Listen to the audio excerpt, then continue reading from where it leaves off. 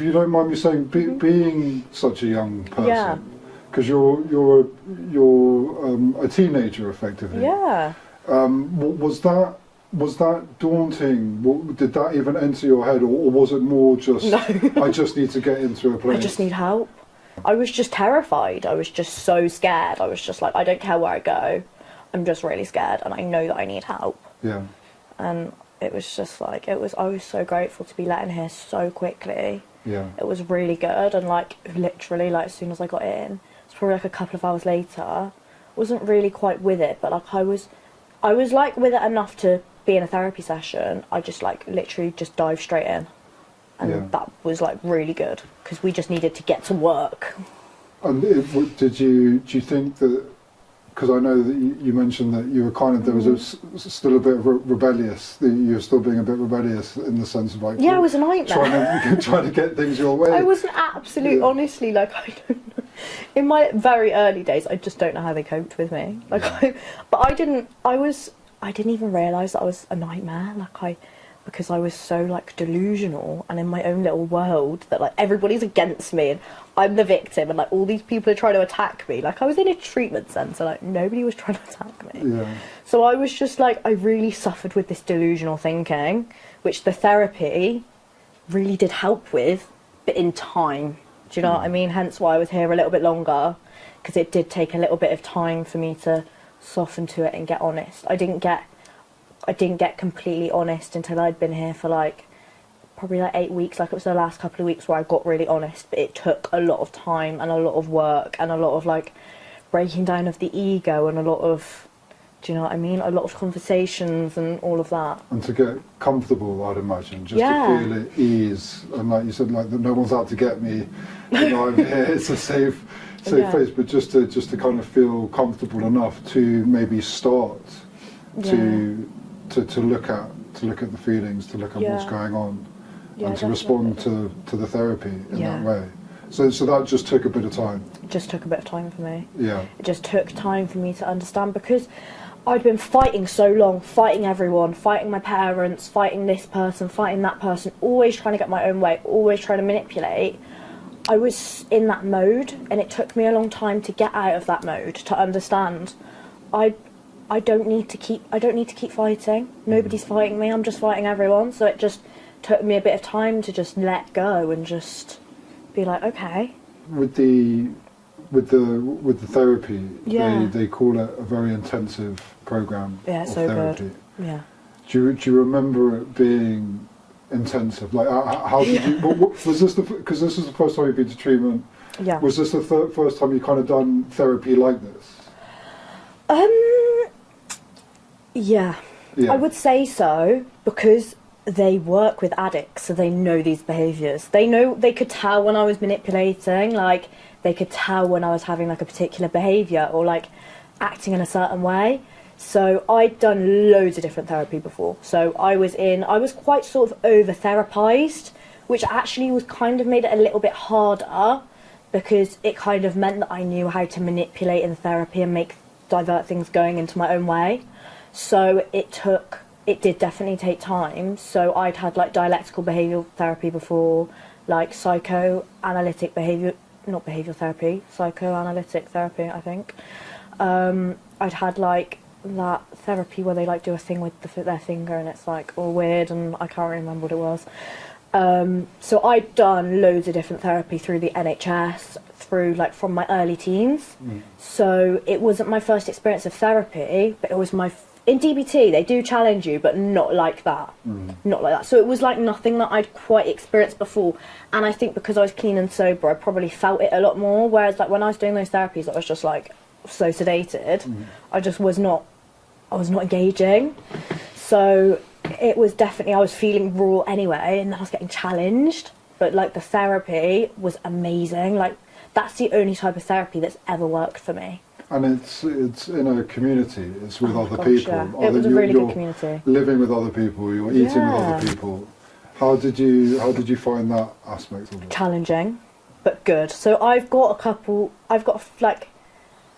still like with one of the people that I was in treatment with, I'm still really good friends. So I did create some good friendships, but it was good. It was a lesson, definitely, because I couldn't just constantly kick off when I didn't get my own way.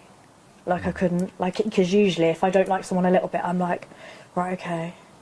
Like, how can I sort of, like, get one up on this person? But in that environment, if I did that, I'd just get called out on it. So it was like I had to learn to put up with different types of people. And it is, like, it's a strangely assorted bunch of people, like, where, like, it is, like, so you've got, like, young people, you've got, like, people who are, like, 50. We had someone that was, like, 80 who I was in treatment with. So it was, like, a really interesting bunch of people. It was really different. But I did make some such good friendships. Yeah. People that would call me out on my stuff, do you know what I mean?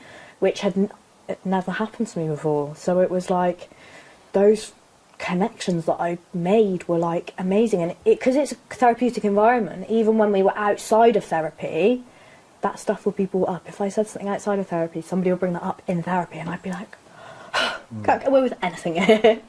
But it was so good because that was what I needed. Like, just what I was given here was exactly what I needed, even though I felt pretty angry and resentful, and I was like, this is hard work. Like, it was hard, but in hindsight, oh my gosh, like, it was like I just feel like I was just put here for a reason.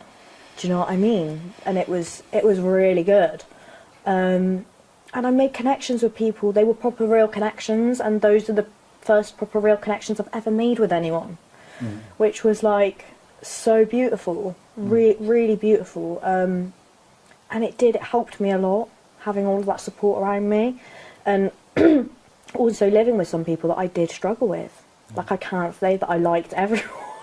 You don't have to be friends with everyone, but, like, you have to eat with them and you have to get on with them. Yeah. So it taught me a lot.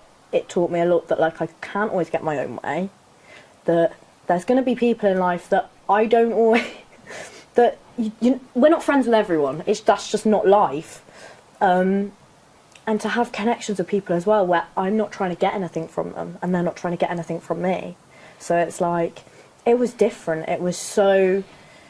we're getting used to, and I used to journal a lot while I was in here. Like, I love writing, and, like, most of my journaling is just slagging people off. Like, I was just like, I hate this person, I hate this person, I hate this person. But it was just really good for me, because it meant that I had to learn. I had to be an adult. And do you feel like those things that you've learned have served you well since you've been discharged, since you've left? Yes. That those have been really valuable kind of lessons that you've kind of taken with you? Yeah, big time. So I think one of the biggest lessons I learned in here was honesty. So honesty is something that's really focused on, and they really try and get you to be honest. Like, I'd always try and dodge questions. So, like, I get asked something, and then next minute, like, the pool therapist is getting told, like, what I had for dinner. And they're like, no, listen to what I'm actually asking you. And I'm like, yeah, so basically, like, 10 years ago. And they're like, what are you on about? So it taught me that I needed to be honest. Like, secrets keep you sick. And that is something that I learned in here, because you are literally not forced. Well, no, you kind of are forced, because it's such an intensive therapy. You are kind of pushed into being honest. And that did take a long time for me, because I can manipulate. If I want to manipulate, I will. So that was one of my big lessons. Another one of my lessons was probably having, like, healthy boundaries with people, because I didn't understand boundaries when I came in.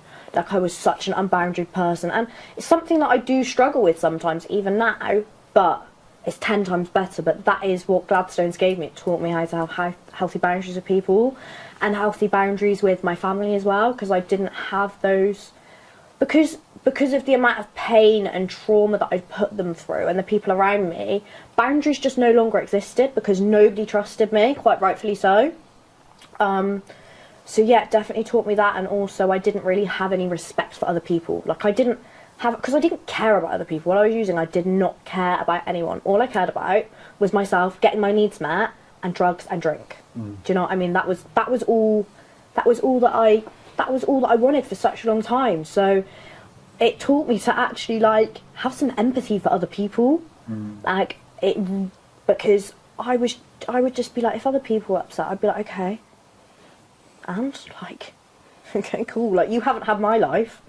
Like, that was the way that I was. Like, I'd be like, well, if you would have my life, then you would drink and use like me. You would behave like this. You would be a shit person. Sorry, you would be a bad person if you'd been through what I'd been through. That was the way that I saw it. But actually, that's just not the case. That's not the case. But I was so delusional.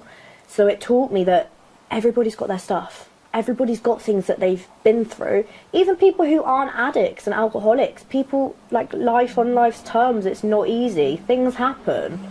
So it kind of gave me that understanding that actually everybody goes through things. But it doesn't mean that you need to be, like, a horrible person. Do you know what I mean? Yeah. But yeah, Gladstones was so good for me. And it was like little things like I would get pulled up on and I'd be like, how dare you? How very dare you? Because I was just like, it was Emily's show.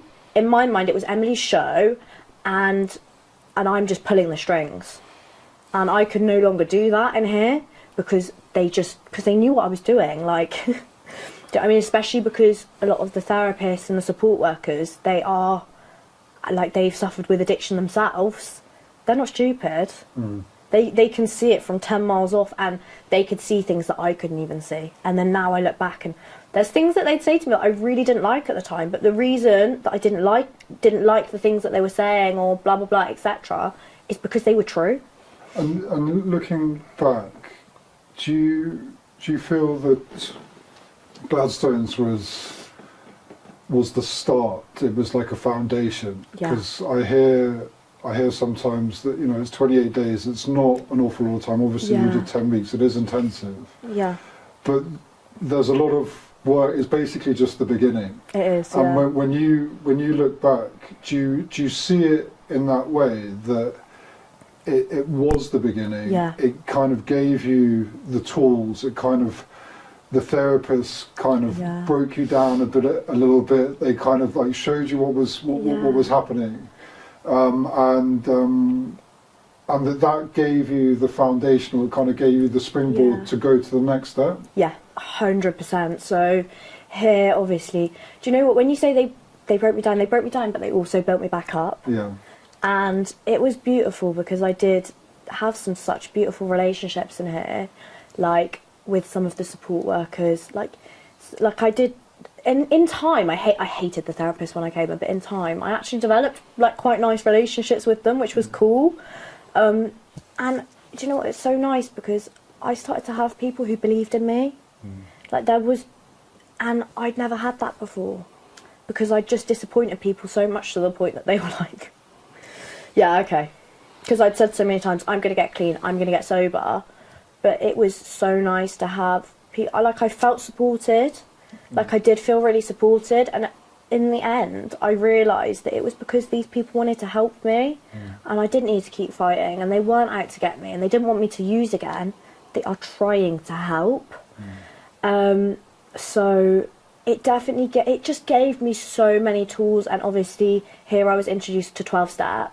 And what's amazing is it's not a 12-step rehabilitation service, so that was actually really good, because if I'd been forced into 12-step, I would have been like, why are you telling me what to do? Like, very much the way I was, it was like, if you tell me to do this, I'm going to do the opposite.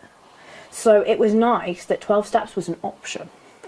And that for me has been the pinnacle of my recovery. Like, yes, Gladstones has been that, it was a building block, and I'm so glad that I came here. And I don't know, if I hadn't have come here, I'm not sure I'd still be clean and sober, because of how intensive the therapy was, because of the therapeutic environment, etc. That really, really helped me. But I was also introduced to the 12 steps, because this is the easy bit. This is the easy bit. And then when you get out, that's when you really have to put the tools into play. So it gave me all these different tools. I built a deeper understanding of myself.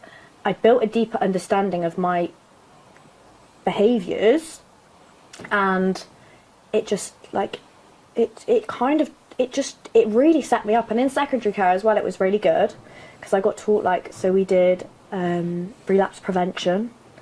My support worker would take me food shopping.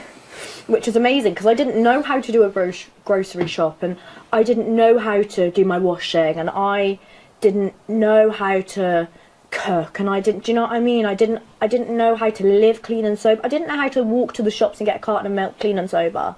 So it was like getting taught all of these different things that was like, it was amazing being taught to be a little bit more self-sufficient, because I was always a very codependent person. I relied on other people all the time. I literally couldn't do anything for myself. All I could do was go out there and graft and get what I needed. That was all I was good at. I couldn't really do anything else. It was just like me relying on other people. I expected everyone to do everything for me. It was all about Emily. So it taught me to have that self-sufficiency. And so secondary care was good for me, and then I was coming into the clinic and having therapy as well. So it was like, it was really good. Like all of that combined together. So having, and then there was actually a week where I came back because I was in a really bad place. And another thing, like it was really good I was there on that day, because one of the therapists recognised, like, hey, there's something not quite right here. Like, what is going on with this young lady? And it meant that I kind of came back here for like a week, and we just did some more like intensive work, got me to be a little bit more honest, because I was starting to fall back into that dishonesty a little bit.